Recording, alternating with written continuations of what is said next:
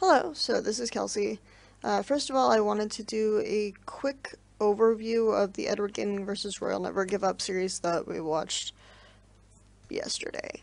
The main issue here with the series is that I think it showed a lot of things about Royal Never Give Up and EDG that maybe I hadn't really talked about before or that I hadn't really considered. So, the main driving factors here that I really want to touch on are one, Royal Never Give Up's really one-dimensional focus on bottom lane, and two, um, Edward Gaming's like really strange drafting, and why I think that there are some flaws in their drafting, and why I don't really understand a lot of the factors, and why I've been actually very critical of it. In general. The first thing we really want to talk about is game one, and I actually didn't think the drafting from EDG was too bad here.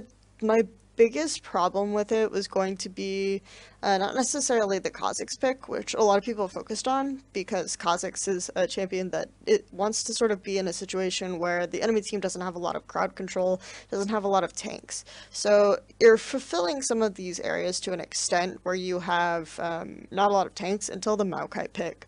Maokai is something that can easily ruin things for Kha'Zix really easily, and I don't know, just make his life really miserable. They also blind pick Echo. I'm not a big fan of the blind pick Echo on this patch because of the slight nerfs to the Echo that make its laning phase later, so it's susceptible to a lot more lane counters now.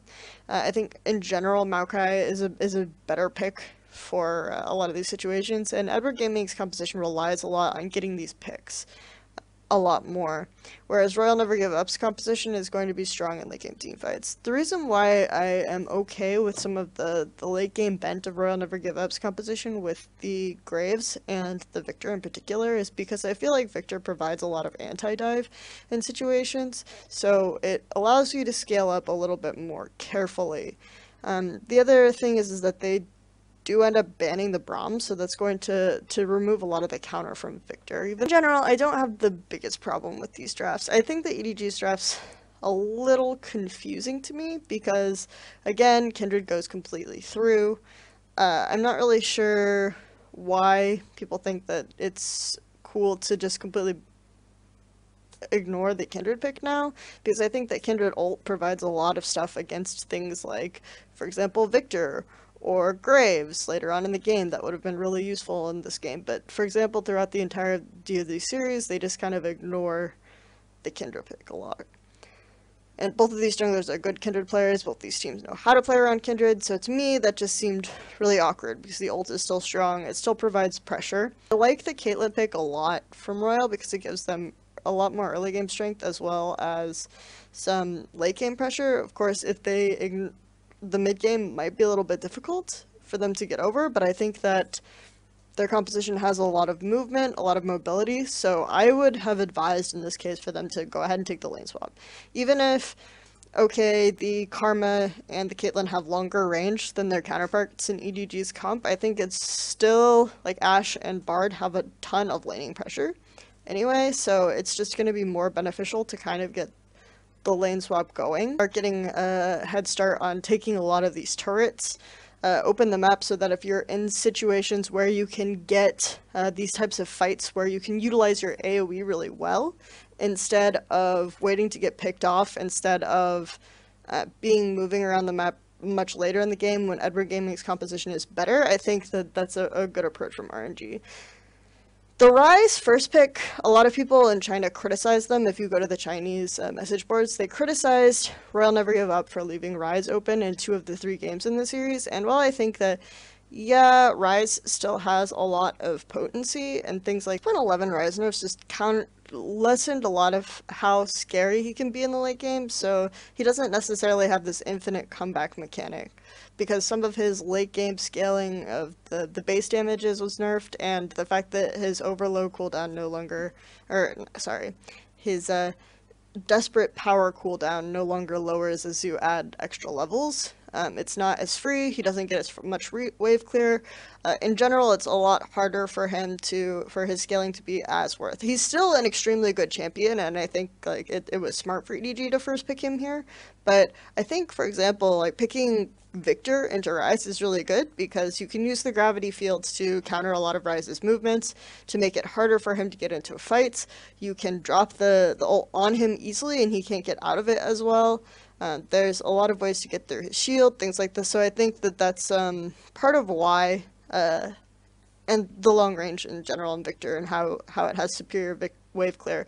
This is why I think it was like okay that RNG left it up, and they could have countered it better. But the biggest problem for me with RNG is not necessarily the composition or what they picked or anything within that game. It's just that how their focus on bottom lane to the exclusion of their other lanes and getting their other lanes ahead really hurt them in this entire series.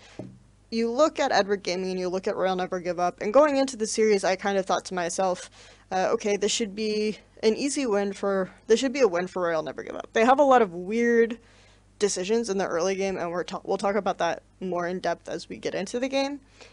But they should be able to utilize the fact that their solo lanes are stronger. And the reason why I think that is because Edward Gaming don't have a very high lane swap statistics. They don't lane swap very much. They don't put a lot of pressure on their solo lanes as much as they put pressure on the bottom lane. So in this regard, Edward Gaming and Royal are somewhat similar in this regard. So Royal Never Give Up, solo lanes should just have more freedom. Edward Gaming also have a tendency to like blind pick some of these weird matchups like the Echo, so that Royal should be able to easily, on red side in particular, get strong counter picks and be able to control the lanes in this regard. So I thought to myself that this was a good reasoning. I typically don't like logic where you say, okay, they're stronger in these positions, so they're going to win, because I feel like this is very reductive. But I think that in this case it was reasonable, just looking at the tendencies of these teams. So okay, right away we see that the top laners spot each other out up there. So it seems to them like it's going to be top side, we're going to have top laners. That's fair enough. So this is why I start to get a little bit confused by Royal Never Give Up's game plan. They're initiating the jungle follow, going ahead, this is great. But then they start and they look like they're going to lane swap. So to me, this was great. I was like, oh, okay. They're going to go ahead and lane swap, and as I said, they're going to use their high mobility with the Karma. They're going to bypass some of Caitlyn's mid game and rush her late game by going ahead and taking turrets and start rotating it around the map this way. This is a pretty smart approach. I think maybe what they were thinking is that the top lane encounter was a fake out. They go around in here and they're telegraphing, like, so one thing that was really good throughout the first minutes is I actually really loved Edward Gaming's vision control. So they're doing some harass onto EDG and they're forcing, what they think is that they're forcing Mouse out. But EDG adapt pretty intelligently here by like going ahead and getting a couple minutes, then starting to push that wave. So automatically they don't have a very easy, this is something that junglers and supports and top laners have started doing more, is just pushing the wave a little bit so that it's not automatic, like free, instead of just going and continuing the route. Mako steals the red buff, the blue buff, so that's difficult for MLXG because it's in behind and it gives Mako a level 2 already. Now the weird thing is that it gives Mako more experience. So the weird thing here is that after RNG push out the wave and they get the level 2, they decide to go bottom. So there are some reasons why this could be good. Is maybe they wanted to rush the level 2 matchup and then take the standard lane. That's okay, because I actually think Ashe has a lot of early level 1 burst. So if you don't want to necessarily face her at level 1, okay, I can understand that. The problem here is that they do all of this at they're slow to rotate their top laner back top.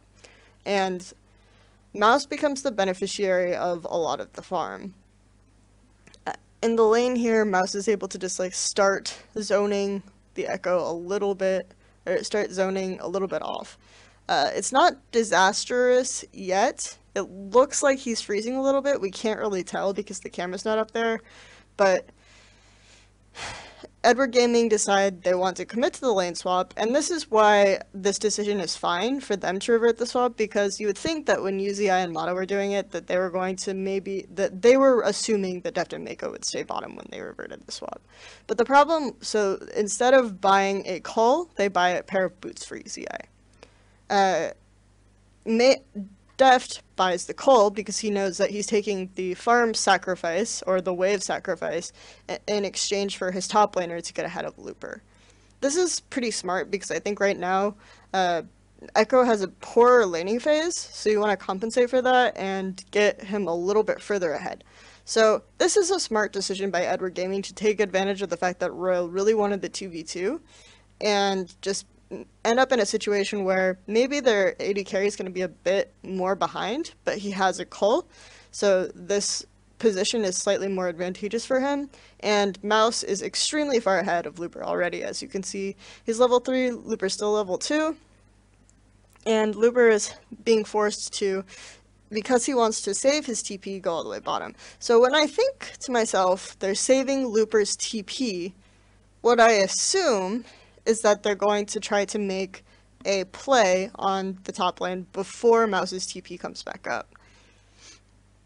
Right, so now they're pushing the lane, both lanes are pushing, and it's going to be a situation where, you know, they get the turrets at about the same time. So even though Looper RNG kind of get caught off guard,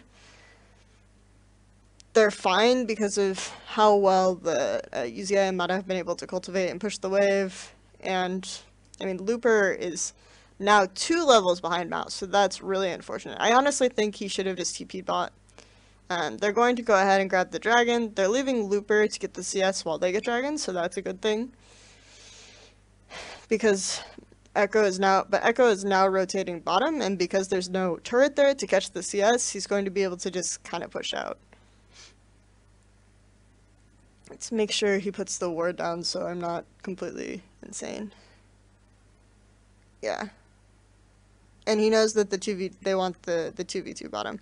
See, I think because Looper was so behind, Royal actually could have probably made a play there where they just go ahead and try to go for Mouse and try to make a really early play on Mouse because they know that the duo lane is top.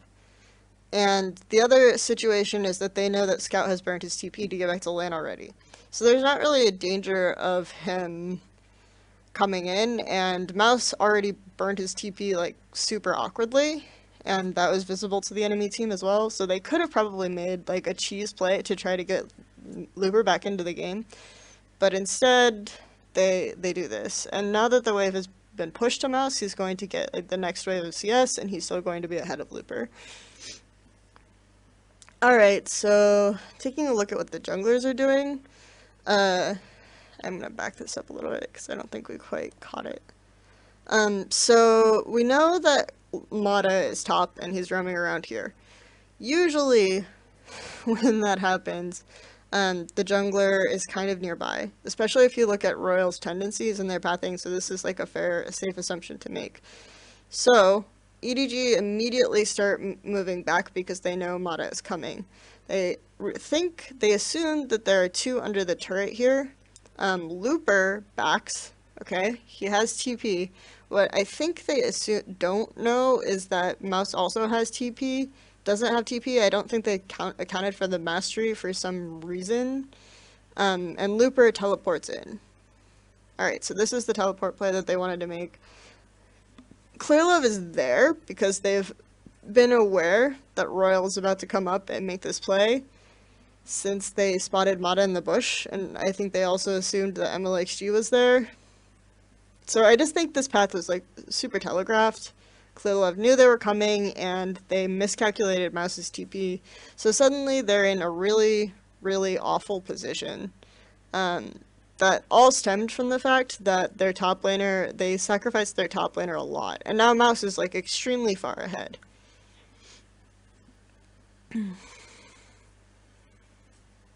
Yeah. It's just, they extend super far. EDG get 3 kills. And the wave bot is still in favor of Mouse's side, so if Looper wants to CS, he's going to have to go into the Echo, which now has a Doran's Ring on him, and yeah, it now has an item advantage on him. So it's just like not a good situation. So to me, right here, we're already in a position where MLXG is going to be now spread to too many positions, and he doesn't have a jungler with CC, so he has to rely on CC from the lanes. And CC, to be fair, they have CC in most of the lanes. They have CC mid, to an extent, because you can trap them with the gravity field. It's much harder to execute that, and at earlier levels to break the Rise Shield, but they're CC top. So, theoretically, MLXG now has a couple of choices to make where he can try to pressure the Riot's lane that isn't too advantageous. He can farm and hope that like they can just get better late game team fights,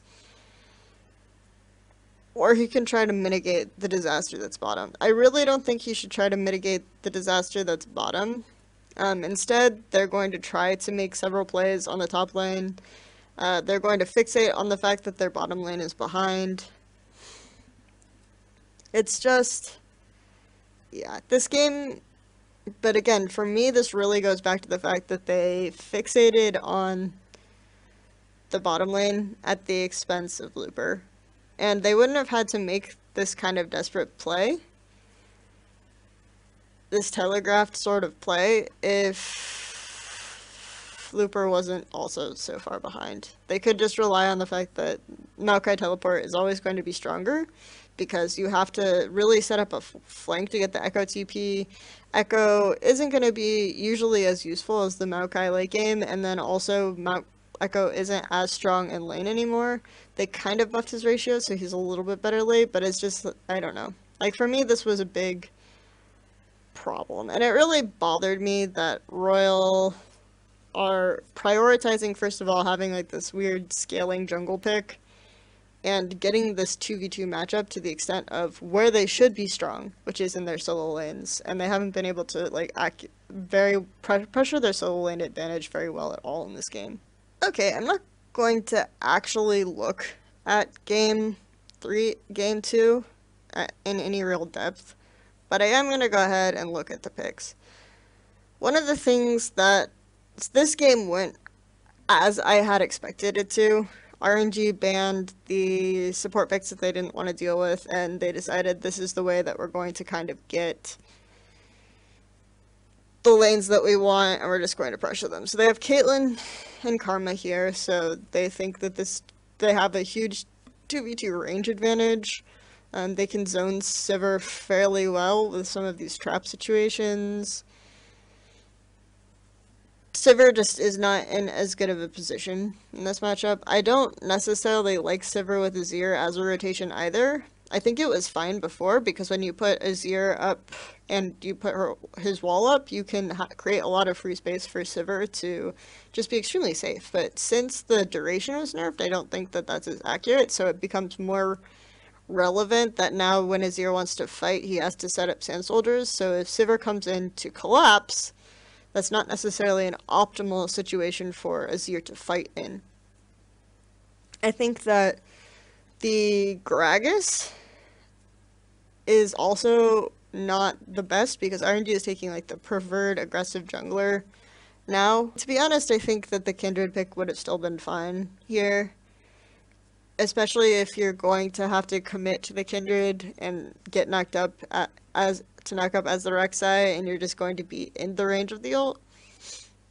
So I think that it's fine. And Kindred can also kite Rek'Sai, can kite like a lot of things really well. Like, it can kite this. If you pick Kindred, you're immediately shutting down the option to pick something like the Swain pretty well, because I think Kindred still is really good as a Swain counter. And yeah, so for me, it seemed strange that EDG would go for the Gragas, especially when in the previous game, RNG didn't necessarily pick a lot of engage, so I don't know, to me it just seemed a little strange. I guess that they were going for the disengage interaction with the Gragas, and Clearlove's Gragas isn't bad, so it's fine. But the bigger problem comes down to it with the Gragas pick is that EDG pick losing lane matchups in every single lane.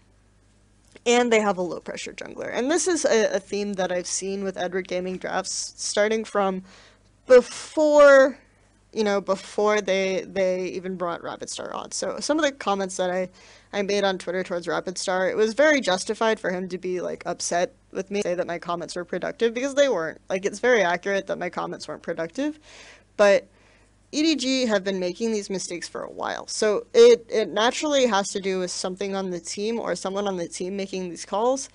Ultimately, at the end of the day, it is the coach's fault, no matter if this problem has been persistent, because you have to, as a coach, be able to say, okay, this isn't working or this isn't going to work, because this is exactly the kind of game that makes me think that this approach to drafting of letting the players pick like these scaling things and pick these kinds of risky drafts is not as good. They have double disengage with Nami and Gragas, so that's pretty good because you can have anti-engage with that, so that's alright.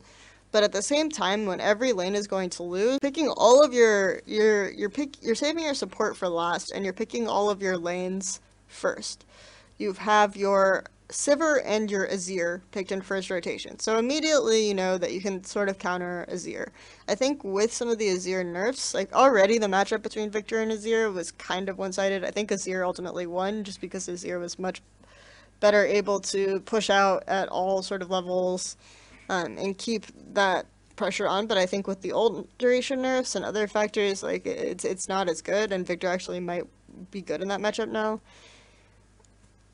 You are in a situation where you have the Caitlyn Karma lane into the Sivir Braum, or into the Sivir Nami. I still think that the Caitlyn Karma lane is going to do slightly better because of the lane advantage. And you picked Trundle before Swain. You haven't picked the Kindred. You haven't picked a lot of options to kite the Swain. There isn't, I mean, you may theoretically have disengaged from Gragas at this point, but that's only going to do so much for you. Disengage from Gragas and Azir at this point, but that's only going to do so much for you, especially if all of your lane matchups are bad. Okay, so EDG can save this by initiating the lane swap again, and this is something that they did fine in the previous match, where they made sure that they got the lane swap. And this punished and exposed some of Royal's holes, so to me, I was thinking, oh, okay, EDG might actually start the lane swap up top this game, because then you're not in a position where Swain can bully the Trundle and get super far ahead. And I don't like this draft for this reason. And when you see the game, it's basically just Royal winning all of the lane matchups, which is why it's less interesting. And their jungler has more early pressure as well. I think one of the biggest issues that I had with EDG's draft in playoffs, summer playoffs, was when they would pick all losing lanes, and they would pick, or when Clearlove was heavily targeted in the jungle, basically lanes could pick whatever they want, but instead they went for scaling. So you have a weak jungler who's not necessarily going to be able to help you, and then you have lanes that don't scale. So this is my big problem with EDG's drafting in general. Finally, we're going to talk about Game 3, because this game was something. Okay, so... First, I really don't like this draft because, again, you have a losing lane matchup in practically every lane. You have double tier, and you have a jungler who's not going to provide a lot of pressure for you in the early game. So all of these situations are persisting again. You also are blind picking the Echo again, with arguably an even stronger Echo counter. So basically, both of these solo laners and the dual lane should win pretty hard in a standard lane scenario. Now we get into the problem with this and where this is an issue. I don't think that necessarily this composition... I think this composition actually is even worse than the second one, because you don't have any wave clear, really, that isn't super risky. Like, Ezreal, yes, has his ult. Ryze, yes, has his ult. So both of these situations are areas where you can clear waves. And Swain, yes, can clear waves. But the problem with that is that Ezreal has to burn ult to clear the wave. Ryze has to burn ult to clear the wave, and both Ryze and Graves have have much shorter range wave clear. So if you're behind and you're trying to clear a wave to help your comp scale, then you're in a situation where you can get poked out and punished really heavily just by stepping forward to clear a wave. Especially against Victor, who's fairly strong long range, and then the poke that and oppressiveness that Sivir can have. So theoretically, for me, RNG's comp in this situation isn't necessarily a comp that even wants to 5v5. They have Gragas disengaged, so that's useful. They have Trundle disengaged, so that's useful. But the real benefit to this comp is you can win lanes, and then you can just split push and clear wave indefinitely with Sivir and Victor, as while Trundle is split pushing. This to me isn't a 5v5 comp. You also have Braum. Braum can stop almost any attempt or any siege attempt and any wave clear by just like canceling the ability of the enemy team. EDG also don't have a lot of engage. They have to rely on Echo getting a good teleport in and flank, and they have to use Nami as an engage source instead of a disengage source. So, which I actually think puts a lot of pressure on Mako in this game, and when he does rise to the occasion is why I was like praising him for this game in particular. So let's go ahead and watch this game then. The first thing that you have to start noticing is the way that Edward Gaming deny RNG's ability to get the 2v2 level advantage. So Deft puts the ward down, Mata also puts a trinket down, but while he's doing this, Deft is able to put some poke and harass down on Mata. This means that, first of all, Mata thinks about going back, but he stays in the lane with a health disadvantage so that him and UZI can, first of all, guard the blue buff a little bit, and also try to make a play to go for Gromp to get an experience advantage. This allows Edward Gaming to, first of all, get a positional advantage in the lane, and to get more vision on the enemy jungle. Immediately, you see Mata and UZI try to go for that Gromp so that they can start farming it when it spawns. Edward Gaming's bottom lane waits it out.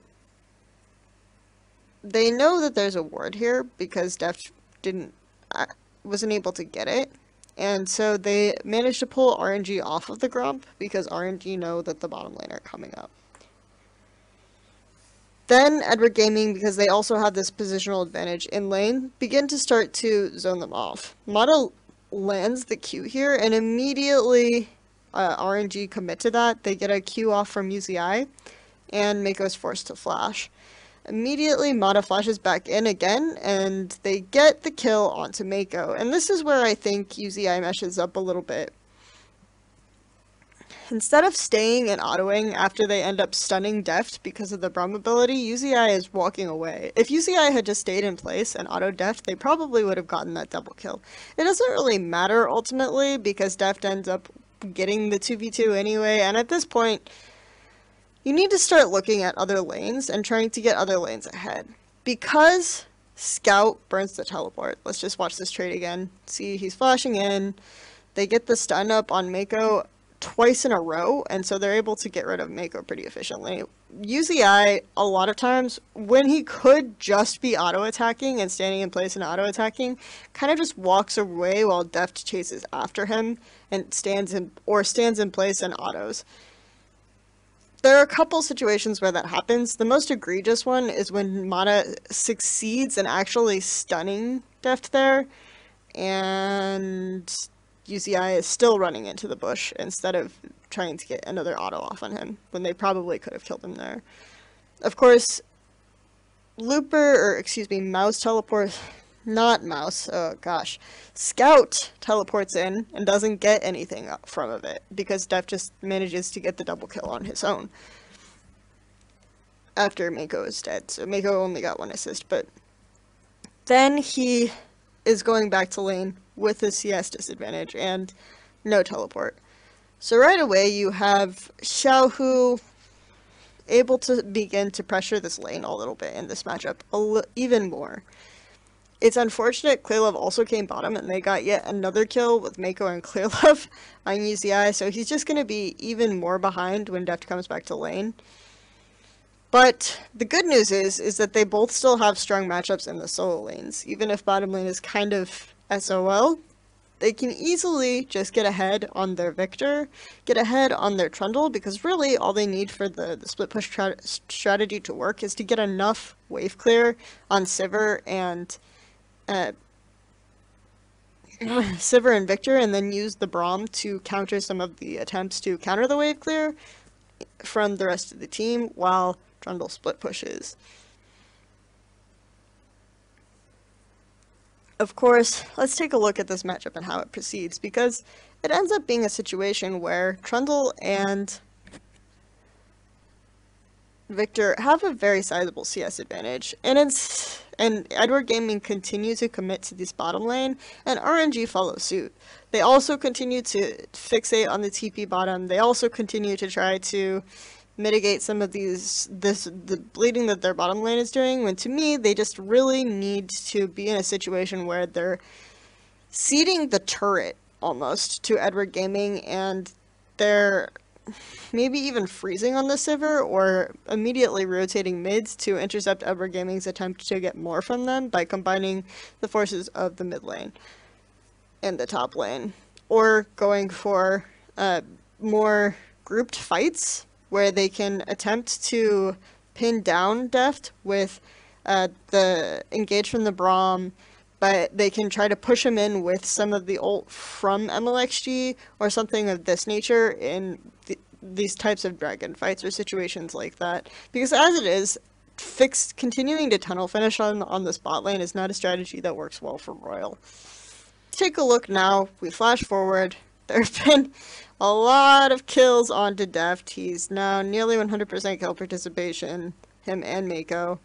Edward Gaming, but the problem is that even though you have this really imbalanced kill score in favor of EDG, you are still less than 1,000k up. Okay, that's because of the huge CS advantages that you have on your solos. But what does Looper do? Okay, he's got wards set up for split pushing.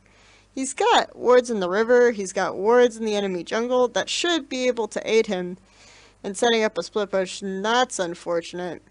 But for moderate there, but ultimately he doesn't really do anything. He just kind of pushes out the wave and backs over and over again. Look at him, he's even got his nice Ravenous Hydra there. He's all set up to split push. He's doing a good job. Look at him. But he doesn't split push. He pushes out the wave, and he backs. And it's like, what are you doing, buddy? Keep exerting pressure. They're gonna have to peel off of that. Eventually, if you keep exerting pressure, they will have to peel off of that mid lane turret. And if they don't peel off of that mid lane turret, you're trading a mid lane tier 1 for a top lane tier 2. I'd almost rather have a top lane tier 2. Because even though mid lane tier 1 gives you a lot of passive map control, top lane tier 2 gives you control of that entire side of the map right around Baron. So in a situation where you can set up really good Baron collapses, even from behind, with the Sivir, which again isn't necessarily something you want to do, but if you're pulling a lot of pressure onto your top lane, because believe me when I say that split push Trundles can be really annoying, but what is he doing? He's pushing out waves, and he's backing. That's not a split push Trundle. What are you doing, buddy? What are you doing? What are you even doing? So this is, to me, it's just RNG continuing to fixate on a matchup that's already lost, instead of taking advantages on the sides of the map and the parts of the map and adapting their strategy in a situation that I already felt like they were suited to based on their composition, and losing that way. I mean, just there's no depth to this team. They want to get bot lane ahead. I don't think it's necessarily bad for this team to want to get bot lane ahead. In fact, I think there are a lot of good things about this team wanting to get bot lane ahead. I think that neither Looper nor Xiaohu are best suited to the primary carrier role. I think Xiaohu can be a beast sometimes. I think Looper can be a beast sometimes, but I think they both prefer to be like the TP guys. I think they both prefer to be the teamfight setup guys and let UCI go ham and build these compositions around him. I think that's totally fine. But the thing is that these players have enough talent and ability to adapt to situations so that when you're already losing your bottom lane really hard, you can look for other advantages and other ways to play the map. Deft's Ezreal is like really good, and Mako's Mako has been playing really well as well. I think that right now EDG owe almost everything that they're doing well to their bottom lane. So the one thing that you can say is that if allowing Deft to play the champion that he wants to play means you play these stupid compositions and do these stupid drafts, then God bless, power to you, Edward Gaming, because you're doing well in that regard. But when you get to situations in teams like Royal Never Give Up, who have compositions where they have advantages in other lanes and situations that they could have pressured, you're going to eventually face a team that knows how to pressure them. And Royal Never Give Up are eventually going to have to either adapt or they're just going to lose. They're going to keep losing. And this has happened in a lot of teams with UZI on them. So I think that it's not UZI's fault for sure that this is happening, but they need to just be able to like pull them aside and say, dude, we're running a mid comp this game, or we're running a top comp this game so that we know how to do it. That's basically all I have to say for this. I hope you enjoyed this or learned something. And I wanted to make sure that I got my criticisms out in a way that was cohesive and made sense, because what Rapistar said did actually really stick home with me, is that if you want to make pointed criticism, and normally I'm good about this, it's just that I feel like I have been critical of Edward Gaming's drafts for a long time, and I haven't necessarily completely articulated it in a good space why I feel critical of them, and I've been critical of Royal also in my head, but I haven't necessarily articulated it in a good space.